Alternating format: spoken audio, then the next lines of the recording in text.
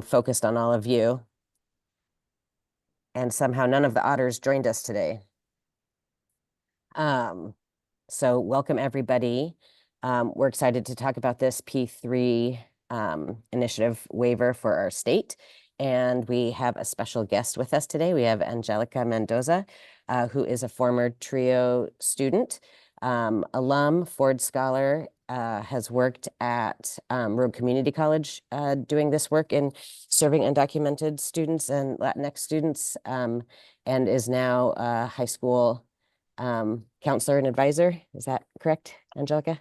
Yeah, wonderful. So she is joining us to give some additional perspective on how to best recruit and retain and serve these students and their families. And so I want to make sure we have plenty of time for her as well. But if there are other questions that you are wanting us to discuss during this call, we're happy to do that as well. So if there were any questions you wanted to put in the chat, and then Matt and I can make sure that we have those covered today too. But Angelica, I would love for you to go ahead and introduce yourself, and you have the ability to share screen. So if you'd like to do that, you can do that as well. Okay, I will be sharing my presentation. Let me know if you can see it. Can you all see it? Oh, no, not yet. I haven't clicked share. Yeah. Okay, there's that.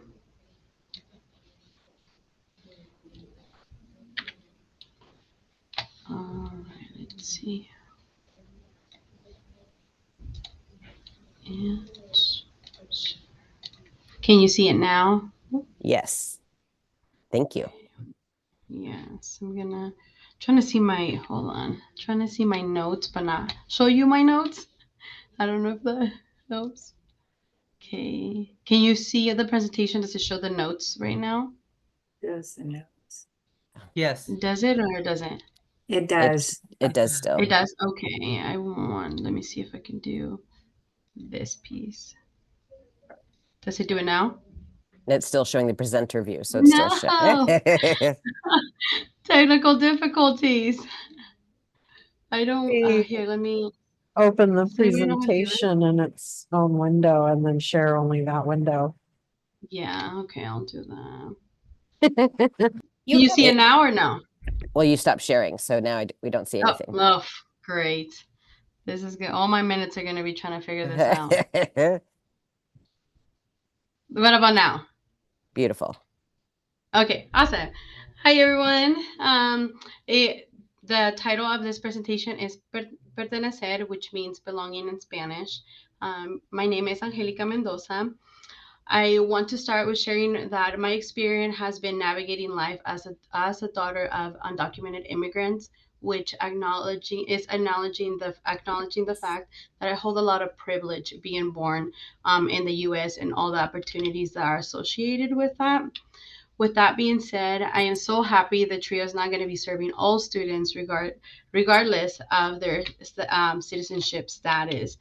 It was my understanding, at least through the high school TRIO, that they had removed the question altogether in the application process, but it seems like different institutions have been doing things differently. But as you can imagine, this is super sensitive information because there's a lot of uncertainty that our students continue to face, especially our undocumented students, with this political climate and obviously the upcoming elections. As a first generation student, I know that firsthand the importance of programs like TRIO that can help navigate it helps students navigate higher education. And I do want to give a shout out to Robin. For those of you who don't know, Robin was my TRIO advisor and was there for me every step of the way and has seen me grow throughout the year. So thank you, Rob, for all of that support. So some of the tips that when creating a space for student is I usually normally start with the inviting of a brave space because it allows students to see that they're being invited into this into the space because for some of us, there's no such thing as a safe space. We have to be brave in going into certain spaces, and that is very true with our undocumented students. They want to be they want to belong in spaces where their citizenship doesn't obviously identify them or limit them. So this is why it's really important, because I think it opens the community in that room for them to know that there's unity in embracing themselves in with being their whole without having to assimilate or code switch. So it just gives them a space for them to belong. During my work in RCC Latino Services, we implemented a program for specifically for outreach and recruitment.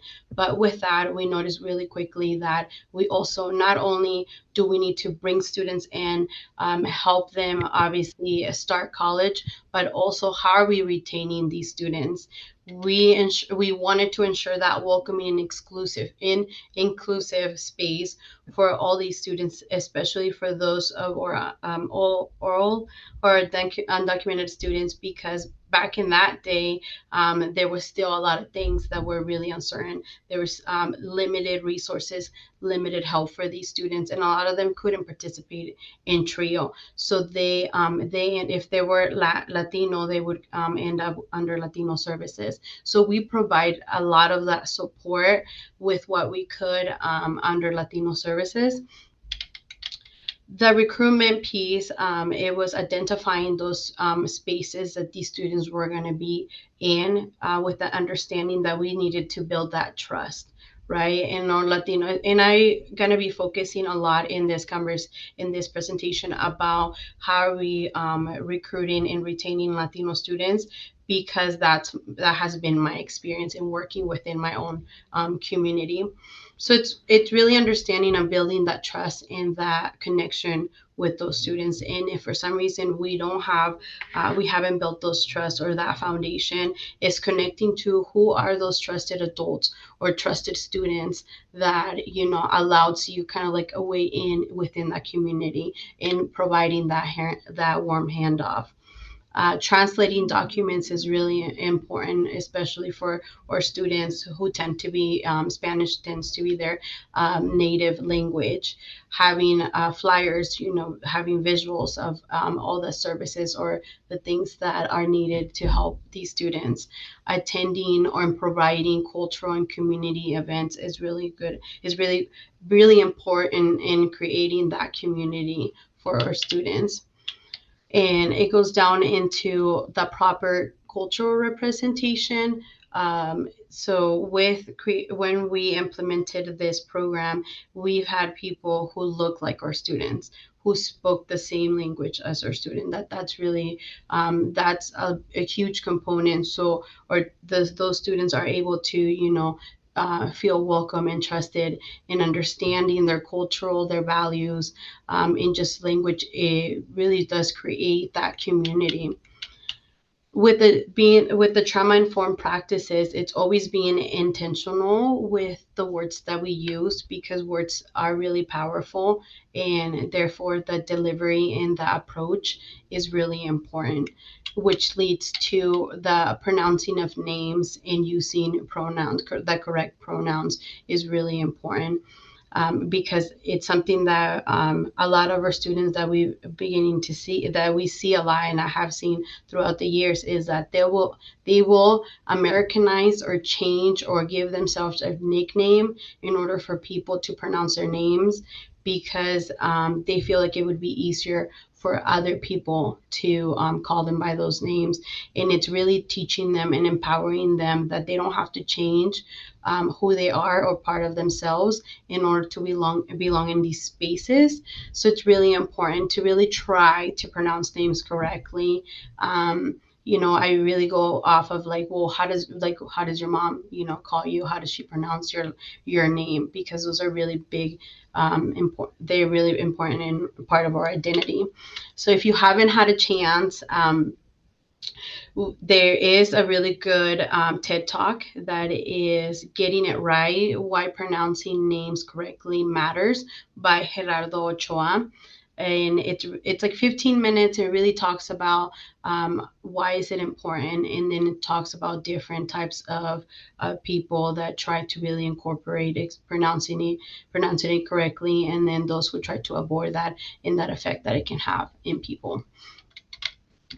Another thing that happened really quickly when coming into becoming a school counselor was or basically our financial aid nights were called FAFSA nights. And by calling things like specifically by a FAFSA, it's only, it's only giving the message that it only allows for those students, but then what happens to or ORSA students. So we made the change of calling it financial aid nights instead of FAFSA nights, because in that way it was including everyone. And that's when we're able to have those workshops, specifically with FAFSA, specifically with ORSA. But we try to be very intentional that we're not like identifying those students, because a lot of them do live in fear.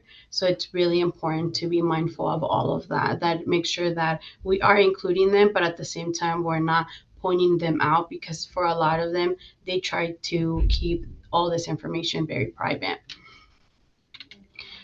We quickly realized that obviously by creating brave spaces creates community, which leads to belonging, and therefore we tend to retain more students. That's why we normally saw a huge increase of the students we were working with, and them being successful either by completing like certificates, small certificates, or completing 2-year degree, or transferring to SOU or another 4-year university. I also did reach out to former students that I was working with through Latino Services under RCC, about, can you help me understand about your experience? How did our program help you? And they talked about how having a space where they can meet other Latino students or other staff with similar experiences, similar goals, and background, really created that community for them. Being able to speak their native language. I always was big on, because I am very privileged in understanding both English and Spanish. I really let them know, like, hey, you can speak to me in English, Spanish, Spanglish. I'm like, I welcome it all. And that was the first space for a lot of them to be able to speak their native language in a higher institution. So that was big for them. And always being, giving them the resources to be successful. And I'm going to be talking more about that in the next slide. But it's really that creating that retention piece, because it was what is the barrier, identifying those barriers. What can we do if we are not able to do anything? Who can do something? And reaching out to other programs that are able to help them.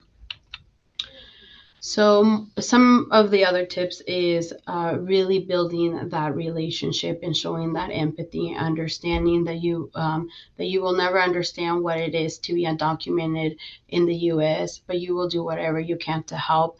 This is actually a conversation that I had with one of my students that I still remember up to this day, because she was frustrated. She was trying to fill out scholarships, and she was very limited to what scholarships she could apply, and very frustrated. And she talked about, like her experience and how she felt defeated, or like that her wings were being cut off with wanting to pursue higher education. And then she also so just explaining her whole frustration. And then I let her know, like, hey, I can never sit here and tell you I know exactly what you're feeling, because I don't. But I just want you to know to not give up, and we're gonna, do what we can to figure out what scholarships you can apply to. And you can see it in her nonverbal that she has never heard anybody say, like, hey, I don't understand. And she, that empathizing piece is, the empathized piece obviously was really big on her, because even though she knew that I couldn't understand, like, she knew that I was listening, and she knew that I was trying to help. So that is really big. And also building that trust, right? Understanding that when they are ready, they're going to share their story with you. Some students, like I mentioned previously, are more open than others into sharing their story, but a lot of it is like they don't want to talk about it. They are afraid, especially in the area that we live in Southern Oregon. There's a lot of fear that comes with all of that. So just understanding that piece. And that just trying to build that foundation with them. Always try to listen and validate their feelings. I feel like this is sometimes we're like, oh, that's a given. But in our community, especially within our Latino community, um, it's almost like I'm telling you my struggle, and then it's always like we're fixers, right? We're trying to fix it. So what can we do to fix it? But sometimes what these students need is somebody to listen and validate their feelings and be there for them. That that alone really like allows them to to be feeling open and be able to trust you. So being resourceful, being aware of all the resources available to them. One of the huge struggle is the money situation, right? Like how are we able to find those funds that can help us not only come into higher education but stay in college. So it's knowing that financial help. I know that the Ford, when I was working at RCC, I think it was making that shift into being able to award to our undocumented students. But now it's big. Now we've had students at Phoenix High School who have been awarded the Ford scholarships who are undocumented, and that amount of relief that has provided in their life has been huge. So always finding out those resources that can help those students to help remove those barriers when possible. And because at the same time when you're helping them remove those barriers, they feel seen. um, and a lot of the times it's also the empowering piece throughout higher education. The imposter syndrome will hit. I can say that about myself. The syndrome hit really hard, especially as I enter my master's program. And right now, being in these professional settings, it tends to hit really hard. So it's always empowering them and letting them know that, that they can do this, and that you're able to provide all that support for them.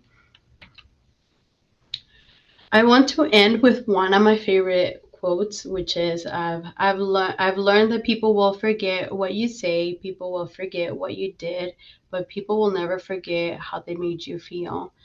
This quote really, Maya Angelou, this quote really resonates with me because we need to be aware and intentional of the space we are creating for these students. So it just makes it's always a reminder of like people will remember how you made them feel. So make sure that you're making them feel included and welcome. So with that, thank you, and I'll be available if you have any questions.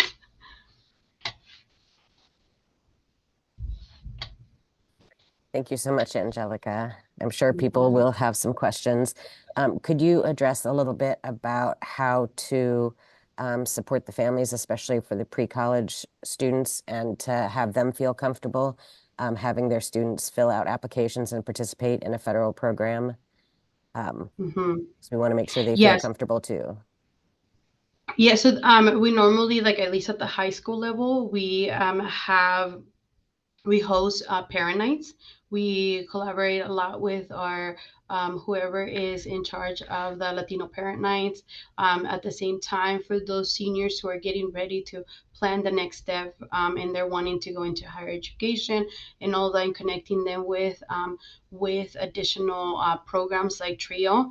We always talk about obviously how Trio can be beneficial, how it has helped. In my experience, at least, I let them know how much I love Trio, how much Trio was part of my success. And I think that gives them that avenue like, okay, we trust her, therefore we should, trust this program. But it really just it comes down to like a lot of it in within our community. It's a lot have to do with the word of mouth, and that that adult that they know, that they're like, you know what, this is a legit program, like you can trust them, and that leaves that door open for them. But really communicating with the parents want to be involved, but a lot of the time, especially with our Latino community, those meetings have to be in Spanish, so they're able to, be part of those conversations. Does that answer it? I don't Yes, know. thank you so much. Okay. I'm going to be quiet Yes. now so other people can ask questions.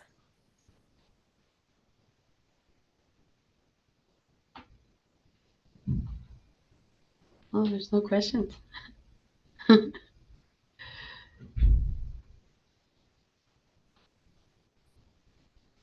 I don't necessarily have a question, but I have a comment. Uh-huh. What you said today is very inspirational.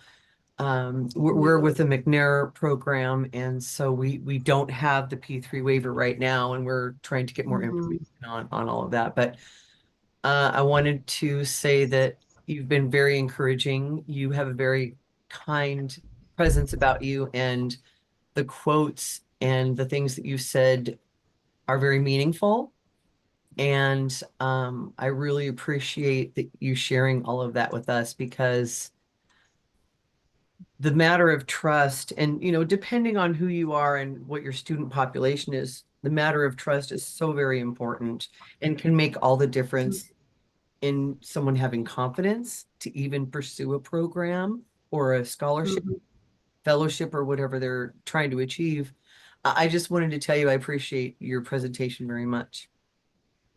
Thank you so much, and thank you all. I can't say this enough. I really love Trio, and I'm very thankful for Trio. It helped me and helped my husband through. We're both first generation students. So this, in a way, obviously, like you guys do help students who really need that support, and it gets me all teary. So just want to say thank you so much for all the help that you are providing them, because it's a program that is really needed for students like me to, to pursue higher education and to be able to graduate and go into these professional fields. So thank you. I do see a question in the chat that says, how Oh. do I change my application to align with the waiver? Do I remove the Mm, question altogether, or is there anything else that we have to do at the college level? Because from my understanding, mm. all we've done so far is remove the question regarding citizenship. Yeah, Amy put in 5 great questions in there. Oh, And so these, okay. yeah, it's just that these are maybe a little more technical. I don't know if they would be ones that would be for you, Angelica. Okay. Yeah, but we can go through and see.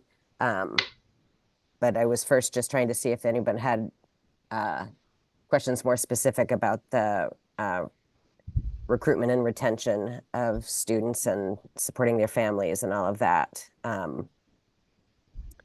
Oh, Andrew's raised a hand. Thank you, Andrew. I had a question, and I'm just curious if you have some advice. I'm working with a student right now who she is feeling really discouraged because she came to the US when she was 2 from Mexico, and she's 17 now. And she never applied for DACA and is feeling like, why should I finish out this degree and do all this work and kind of hang in there if I know I won't be able to work legally when this is all done. And I'm Mm-hmm. trying to kind of support her right now and do a ton of research to figure out what her options are. But the initial stuff that I found in calling different organizations who deal with immigration law and helping students navigate their immigration status, it's seeming like her read on this is kind of accurate in terms of like, Mm-hmm. yeah, she kind of missed the boat at least temporarily on DACA, and she might not be able to work legally when she graduates. So I'm just wondering if you or anybody on the call has experience kind of supporting students in similar situations. I've been saying to her, like, please get the degree, and you don't know what everything will look Mm-hmm. like in 5 years. Like, keep working toward this goal. But I also know she's raising like a really valid concern. So yeah, I'm just wondering how best to support her, if there's any routes to legal work status that I don't know about for people who are under 18 or, non-DACA youth that really are DACA but can't get in, DACA status. So Yes. Unfortunately, it's always an uncertainty of like, the law, and like it keeps changing, and every president that comes through, things change, right? So, or there's the lack of movement depending on who is in office. But I've seen a lot of loopholes where, especially like, is the student in trying to go into the medical field or any of those kind of fields? yeah, specifically, she wants to be a paramedic, and we figured out that like she can get certified, like using a Mm-hmm. pseudo social security number. So like we Mm-hmm. know she can get the certification, but then once she has the certification, who will hire Mm-hmm. her? Where will she work? So Yeah, I've heard of stories and stuff, especially like down here in Southern Oregon, where there's like institutions or programs where if they could submit, it's really rare when that happens, but they could submit like I don't know what it's called, where they kind of like a sponsorship. It's, I think that's what it's called. It's like a sponsorship where they will like do some of the legal kind of piece of work, and they would hire you.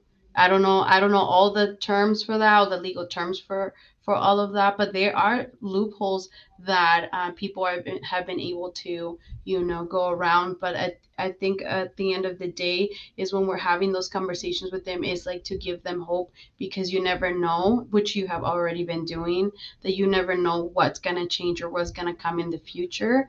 But having an education allows that door, or that door to be open, so whatever opportunity comes through, they're able to open that door even, like, I guess, open wider, if that makes sense. I know that it becomes a little bit more messy, but yeah, in some situations it's like, well, how do I keep encouraging them to keep pursuing an education that they don't even know if they're going to be able to actually be working in after they graduate? So that's a really valid point. But I guess I gotta say is that I've seen organization sponsored people where they've been able to work, especially within the medical field.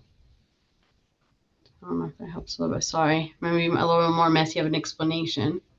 thank you. Yeah.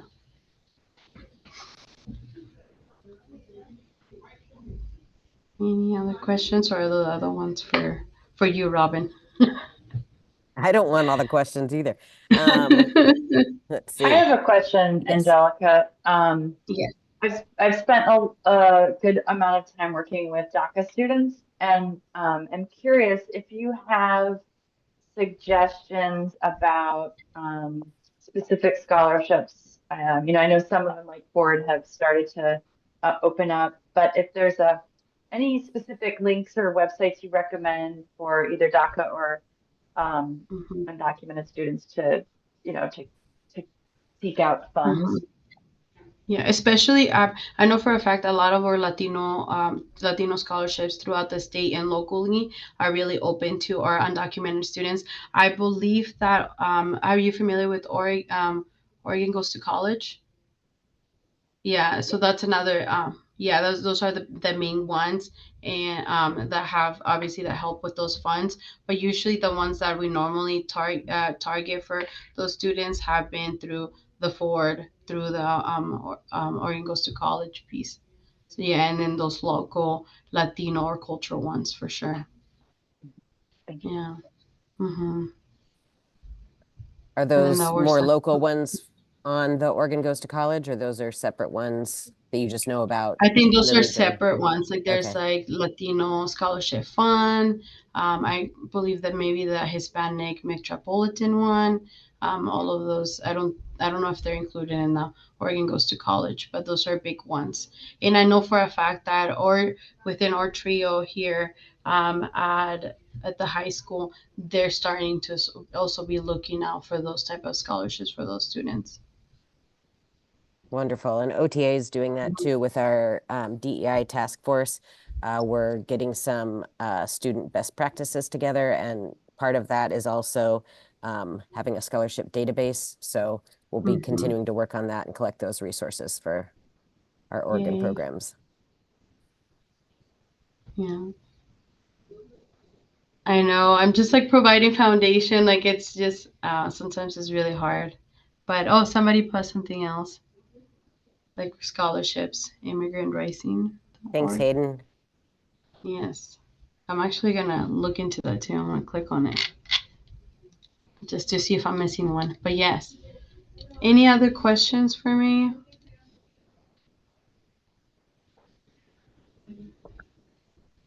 It sounds like maybe we'll go ahead and start trying to answer the more technical questions now. Angelica, thank you so much, but Yes. please stay on in case you're able to contribute to these ones as well. Okay. So as we start going through Amy's questions, that first one, how do you change your application to align with the waiver? Do you remove the question altogether? And I would love to hear how other people are implementing this, because my understanding is, yes, you could remove the question, but then like you're saying, if you're not asking the citizenship question, how would you know who is undocumented to serve and not give a stipend to? So part of that is that it kind of removes that from you to even know. But I don't know if others, I know some people are still asking and then using non-federal funds to still provide the stipends or grant aid through non-federal dollars so that those students aren't penalized in any way from that requirement. But I'd love to hear from some other people that are implementing this. Thank you.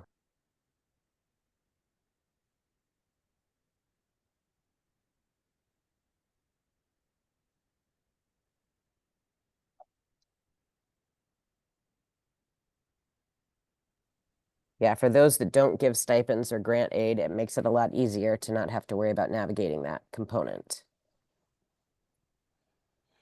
I mean, I noticed this from before we submitted the application 2 years ago. So like, you're not going to get a clear answer, right? Gaby Watts, who runs Trio, says, take it off, whatever.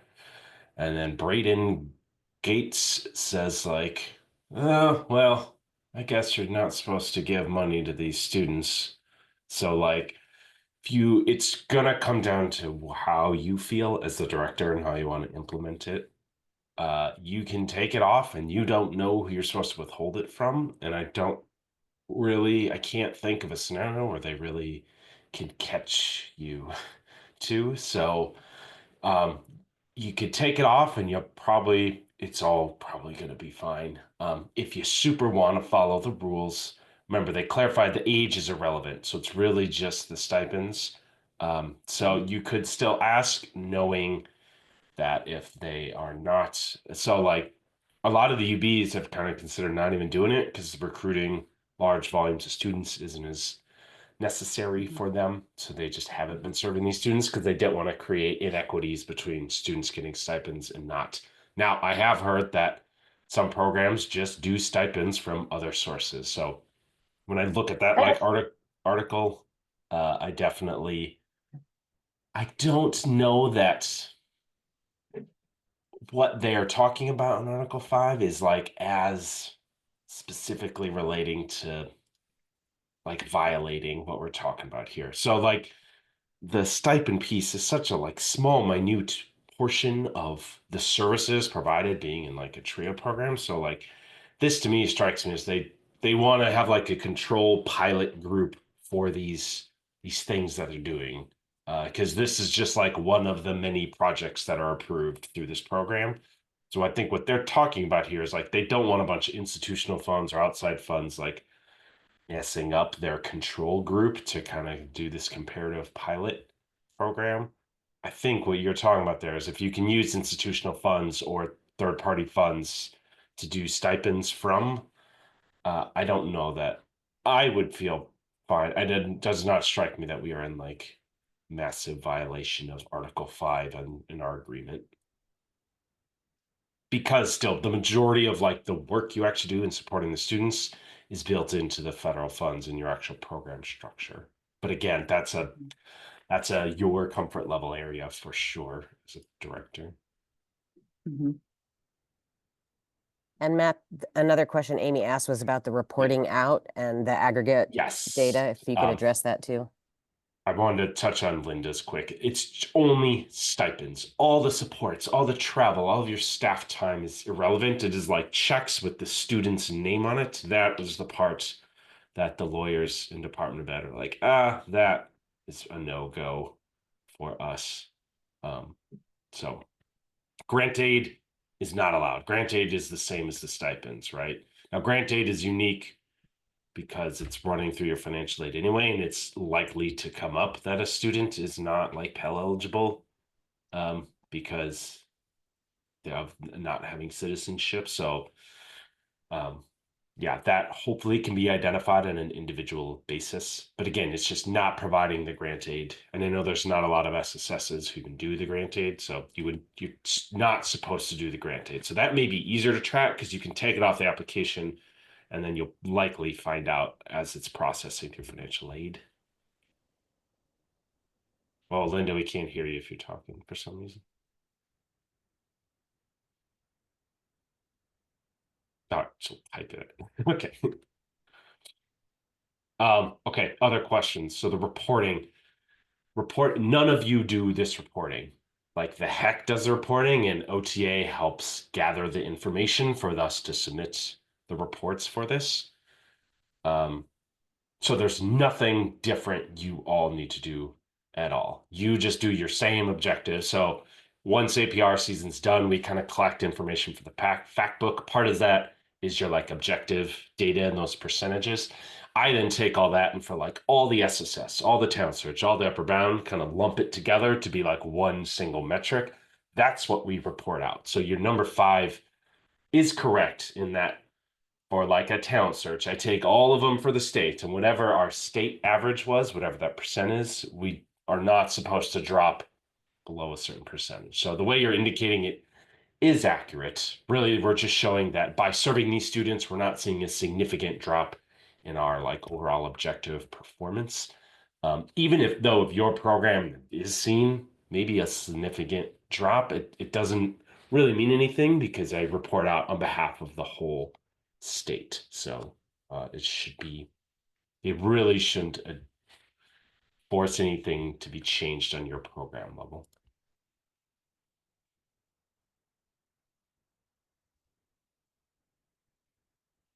But those are really good questions. And yeah, really this comes down to a programmatic choice of, are we going to do this?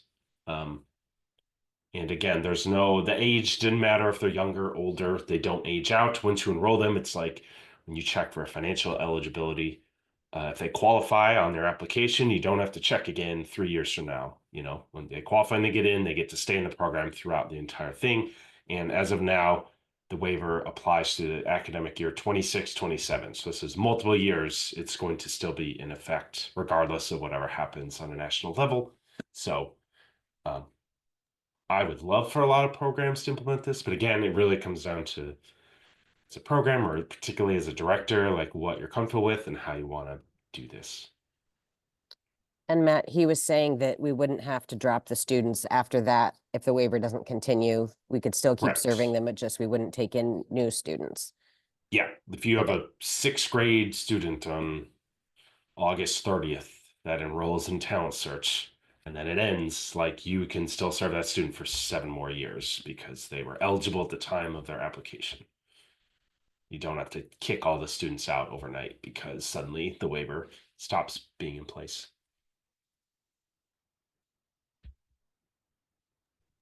And I think Denise had mentioned that McNair wasn't one of the programs, but all of the TRIO programs are part of that, correct? Yes, Have the McNair ability can be. to. They do have if you're going to do the like summer research stipends, like you fall into that same boat of like, are we compliant? Are we not? Like, do we not know? And just kind of shrug because we didn't ask. But you can. McNair programs can serve undocumented. Yes, thank you, Robin. We would very much like to. We're just we're not really sure about serving some students with grant funds and others not. We don't want to create any kind of separation of in any way, shape, or form. And our, our contribution from the institution is not, we don't know how to rely on that for those kind of things, but we're doing everything we can to learn about it because we'd like to. Thank you for I totally get that. Yeah. Thank you. I just want to double what Denise just said. Yeah, well said. And just in all transparency, it's going to take a lot of other money coming toward our direction to serve the students, since it's such a significant amount that they get in the summer to be able to do that. So I don't know that we're going to be able to implement this in the next year or two, at least. Unfortunately, which is a bummer. But I just can't, I don't want to create division in our cohorts. We have such a small group, and it's very tight knit. It would be impossible for some people to get a lot of money and then others just to not. And it wouldn't work because our students are required to do the summer internship. So if we can't pay them, then this completely defeats the whole purpose, unfortunately. For sure. We just need to get U of O behind funding it, huh? Matt, do you think it's intentionally vague so that nobody is signing off on, like the stipend, but they're aware that if we remove that question, that we won't know? I mean, is that the game? That implies like strategy and knowledge. My opinion of the Department of Ed is they barely know what they're doing.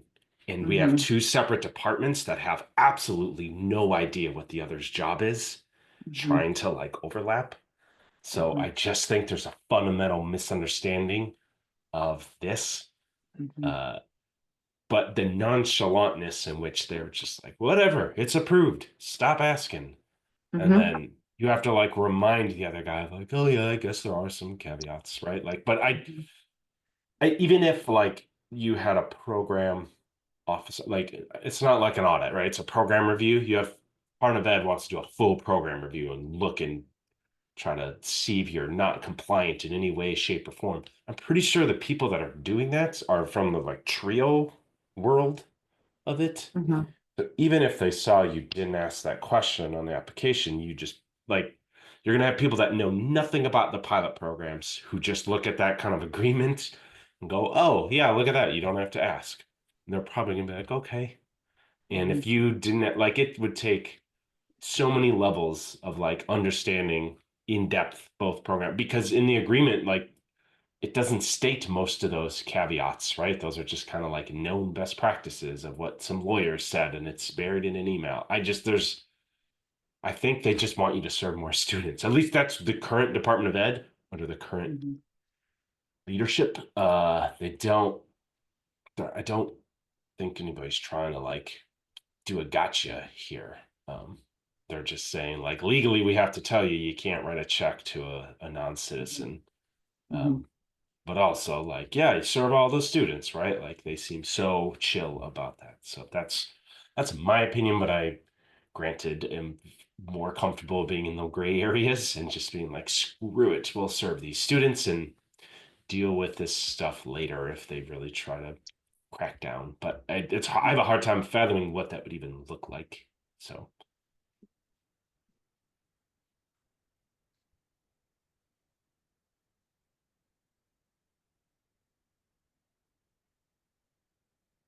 maybe like I am kind of curious because I'm trying to like track which programs are like serving these students and which aren't. Are there anybody who is like just a no, other than I know we have the U of O McNair program who had mentioned it, but more so because when I had done that like initial survey a while back, I haven't got responses from everybody yet, but I just want to be able to know so that way if folks like Ford Family Foundation are working with a non-citizen Ford scholar who's at one of our institutions and they want to be like, oh, can they enroll in the TRIO program? Like it'd be nice to know just so we have a comprehensive list. Most people have said yes, but I am curious if there's anybody who's like, we're not going to do it.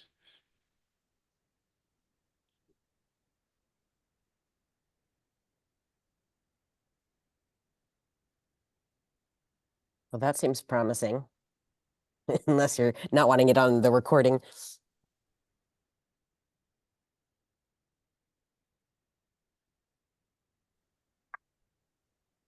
I'm wondering if there's anybody that has an upward bound Android for talent search program that would want to, like, separate from this call, share information, ideas as we're supporting these students. And I'm looking for a buddy. Does anyone want to be my buddy? Yeah, Jeff. Okay. I do. Cool. Yeah, the only other one, like Deanna, I might throw you on the spot here. I don't know if you're able to chat. Was PSU doing this with their UB program? I don't know if he'll be able to unmute.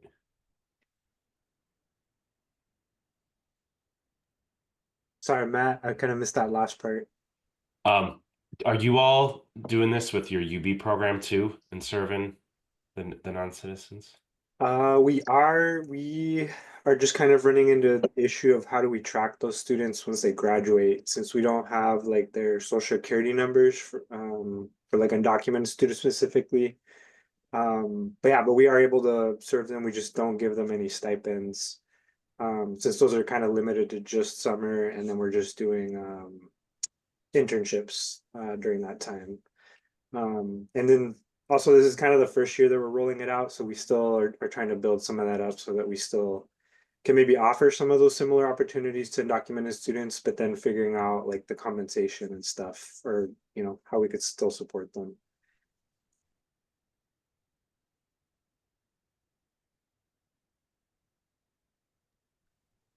For the tracking at the college level, can we just do the name and birth date instead of the social with National Student Clearinghouse to still get that data for you? And actually, yeah, Robin, it's good that you bring that up, because we do. So Kathy, our office assistant, does that. She'll use the birth date and name. But I think because we're also like, it's kind of new, we're trying to see how we can implement that so we don't lose track of those, specifically the undocumented students. And in some ways that we did it this last year was just like, we literally just kept track of them, and then we followed up with them, just called them up or found them on social media to see where they were at. If we can't find them on National Student Clearinghouse. But yeah, that's typically how we do it. It's just, Kathy always just brings up it's a little harder to track them if we don't have the social security number. But yeah, we're trying to still figure that part out.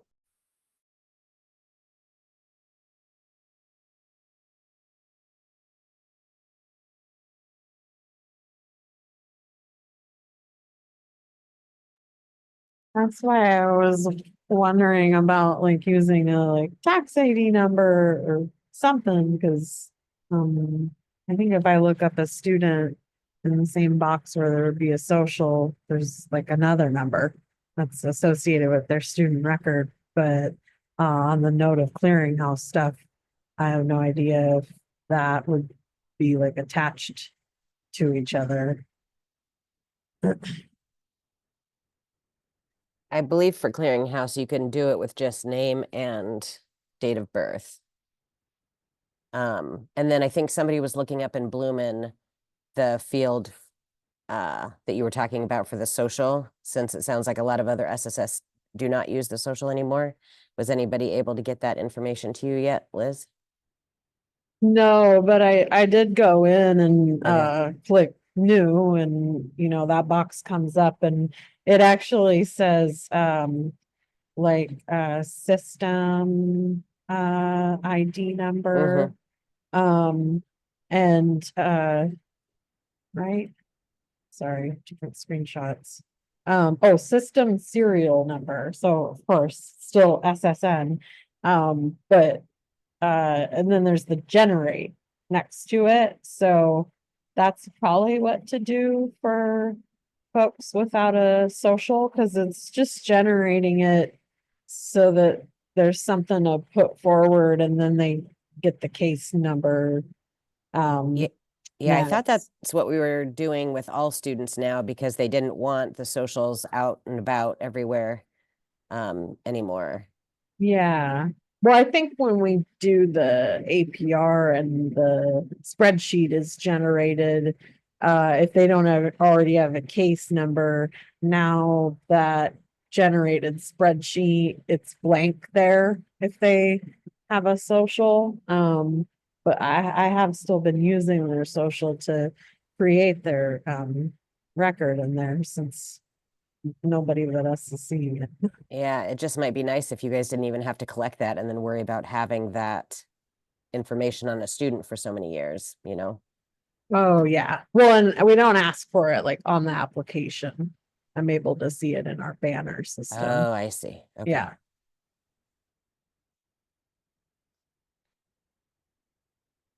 What other questions are coming up for people?